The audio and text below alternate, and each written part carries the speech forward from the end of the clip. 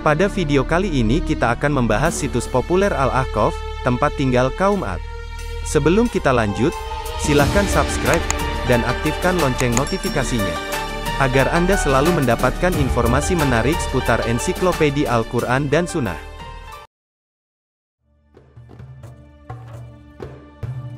Al-Quran tidak hanya menjadikan Al-Ahqaf sebagai sebuah nama tempat di dalamnya, tetapi juga menjadikan nama tersebut sebagai salah satu nama surah pada Al-Quran. Di sana dijelaskan keadaan para penghuni Al-Ahqaf, yaitu kaum Ad. Al-Ahqaf identik dengan Nabi Hud alaihi salam dan kaumnya, yaitu dari kabilah Ad. Al-Ahqaf adalah tempat terkenal dalam Al-Quran yang memiliki hubungan erat dengan berbagai peristiwa kerasulan Nabi Hud alaihi salam.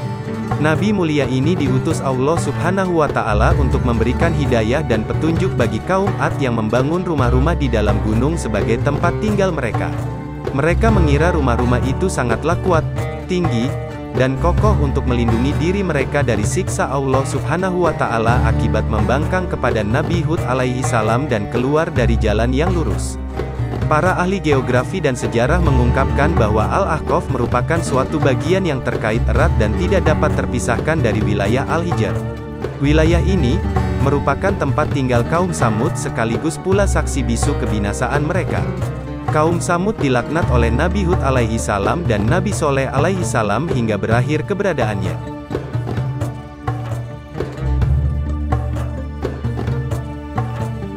Secara etimologi, kata Al-Hikaf merupakan bentuk tunggal dari kata Al-Ahqaf yang berarti gundukan pasir yang membengkok.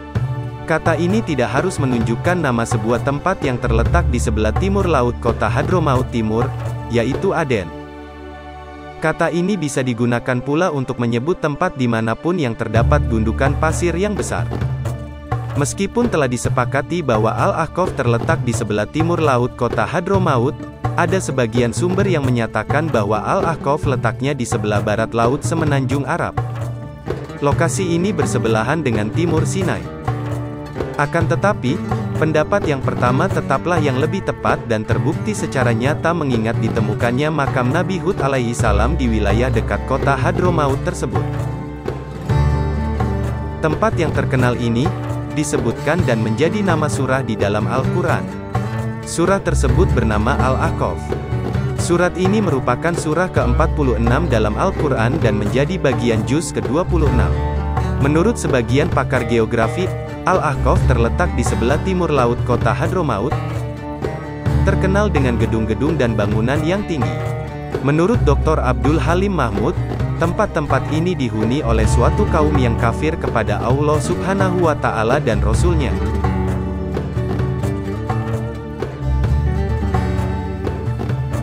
Mereka hidup dengan cara terus mengikuti hawa nafsu, ancaman Nabi mereka pun tidak diindahkan. Mereka membangun gedung-gedung yang sangat artistik di atas perbukitan, dan mereka menciptakan segala bentuk perhiasan dan kemewahan yang diinginkan oleh hasrat. Kaum Ad hidup sangat makmur. Mereka memiliki peradaban yang tinggi dan unggul dalam bidang pertanian karena air yang melimpah. Mereka juga memiliki harta dan binatang ternak yang banyak. Tempat mereka juga menjadi ladang yang subur dan hijau, penuh dengan kebun-kebun yang indah dan mata air.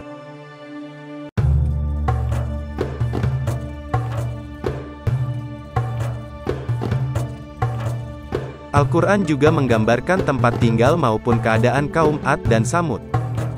Mereka memiliki ukuran tubuh yang besar. Mereka hidup makmur, namun keras kepala dan pembangkang. Di dalam Al-Quran digambarkan pula kekuatan dan kemampuan kedua kaum tersebut. Mereka hidup dengan berpegang teguh pada kekufuran. Allah Subhanahu wa Ta'ala menyebutkan Al-Ahqaf dan keadaan para penghuninya dalam surah Al-Ahqaf ayat 21. وَاذْكُرْ أَخَا عَادٍ إِذْ أَنذَرَ قَوْمَهُ بِالْأَحْقَافِ وَقَدْ خَلَتِ النُّذُرُ مِنْ بَيْنِ يَدَيْهِ وَمِنْ خَلْفِهِ أَلَّا تَعْبُدُوا إِلَّا اللَّهَ إِنِّي عليكم عذاب يوم عظيم. Dan ingatlah, Hud, saudara kaum Ad, yaitu ketika dia memberi peringatan kepada kaumnya di Al-Ahqaf, dan sesungguhnya telah terdahulu beberapa orang pemberi peringatan sebelumnya dan sesudahnya dengan mengatakan, janganlah kamu menyembah selain Allah, sesungguhnya aku khawatir kamu akan ditimpa azab hari yang besar. Dalam tafsir karya Ibnu Katsir, sebagaimana dikutip Salahuddin Hamid dalam bukunya, Kisah-Kisah Islami, disebutkan kaum Ad benar-benar tidak mau beriman. Mereka tidak mau berhenti berbuat durhaka, jahat, serta berbuat apa saja yang mereka kehendaki. Sifat takabur kaum Ad sudah demikian hebatnya sehingga tidak dapat diubah oleh siapapun. Saking hebatnya sifat ingkar mereka, Allah Subhanahu wa Ta'ala memberikan laknat berupa langit dan awan yang hitam pekat. Melihat keadaan yang begitu ganjil, mereka semua keluar rumah untuk melihat awan itu.